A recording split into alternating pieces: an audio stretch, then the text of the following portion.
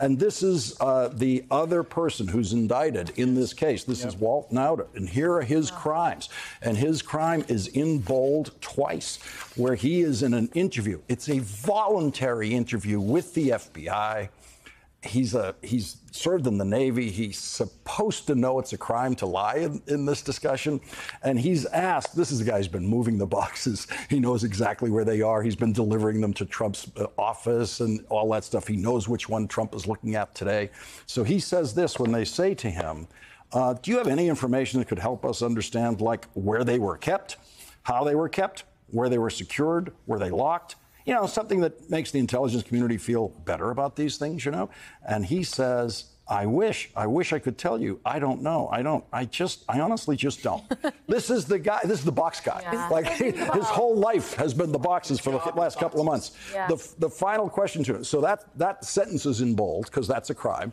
The final sentence is so you didn't know, you have no idea how they got there before. And he says no, and the word no is bolded because that too is his crime. And I just want to encourage the audience, that's how easy this thing is legally and to read. He'll be selling bound copies of it on we're actually doing an audiobook version. Of course you, an industrious man that you are.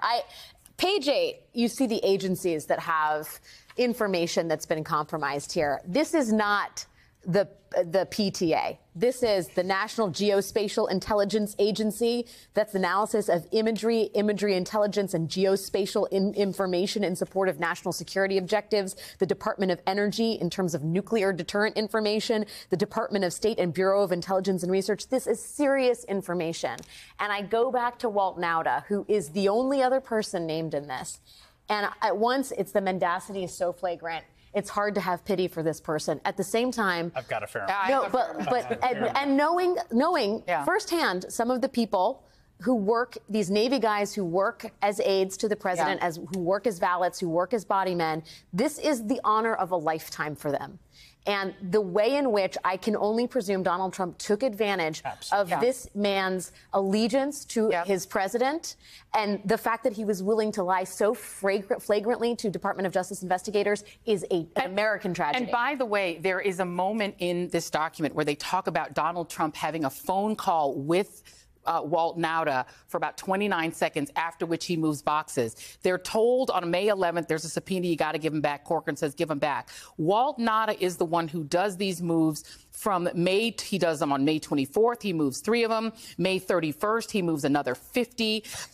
June 1st, he moves 11 more. June 2nd, he moves 30 more.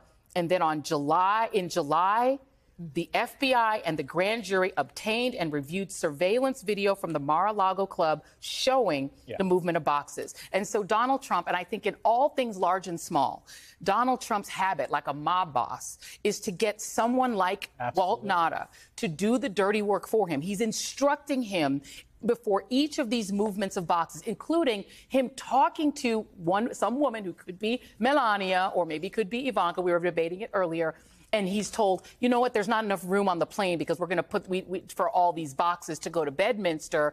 And he's like, oh, no, he's going to go through them. He's not going to want the whole box. He is the one communicating and physically moving the boxes. He's caught on tape. And then he's the one interviewed by the FBI and lies. This guy, I mean, it's hard not to feel a bit of pity for him because he's the little guy. Trump obviously is paying his legal bills, but he faces the exact same consequences as somebody who is so rich and had so much power. And the two men are going to be in a courthouse standing next to each other like the Home Alone burglars on Tuesday morning. That's an additional legal problem for Donald Trump, because if he were a standalone defendant, I actually think he'd be in a better position. Yes, he doesn't have someone to confirm. When and if sentencing comes around. Because this guy, people have gone to prison for what this guy has done. Oh, yeah. And the idea that, like, well, there is no principle that says, oh, no, you can't convict a Navy veteran of a crime. You know, all of this kind of mythology that surrounds the notion of convicting a former president. So I actually think them having a co-defendant in there who is, by all previous, legal precedent, completely vulnerable to serious criminal sentencing here is actually very helpful. Rachel, what do you think about that we have two defendants here, and just the story told through this indictment of this individual essentially being recruited into a criminal conspiracy. Not the only one Donald Trump tries to recruit into a criminal conspiracy. He basically attempts to do the same with his lawyer, who's deft enough to extricate himself. We'll get to that in a moment. But the fact that that's part of the story in this indictment as well. Yeah, and I think it's a really astute point by Lawrence that you know, in every jury considering a case like this, you know, they're taught about precedent, they're taught about light crimes, they're taught about, you know, the seriousness of the offense and all of those things over the course of their participation in it. But when they're looking at somebody like Walt Nauta, who isn't going to have, you know, the world rising up and saying that it's the death of the republic if he's convicted of something, if he's plainly guilty of something, that's going to make it harder to say that Mr. Nauta ought to be convicted and Mr. Trump shouldn't because of something else mystical about him that makes him a different kind of citizen. I think that's a really astute point by Lawrence. I will also just say, you know, I know in our earlier coverage there was some discussion as to whether or not Mr. Nauta might feel like he wanted to plead guilty, like he might want to cooperate, like he might want to not be on the at the sharp end of this stick any longer. I think it may be heretical for me to say it, and everybody can shout me down, but I think we should also talk about the possibility that Donald Trump might plead. Donald Trump is looking at decades and decades and decades in prison. And this indictment is very straightforward and not complicated and doesn't leave a lot out. And it tells you very much what they've got to use against him. I mean, if it were you, would you consider pleading guilty to this in exchange for lenience? Yesterday. I might. Yesterday. Yeah. And we're not really contending with that.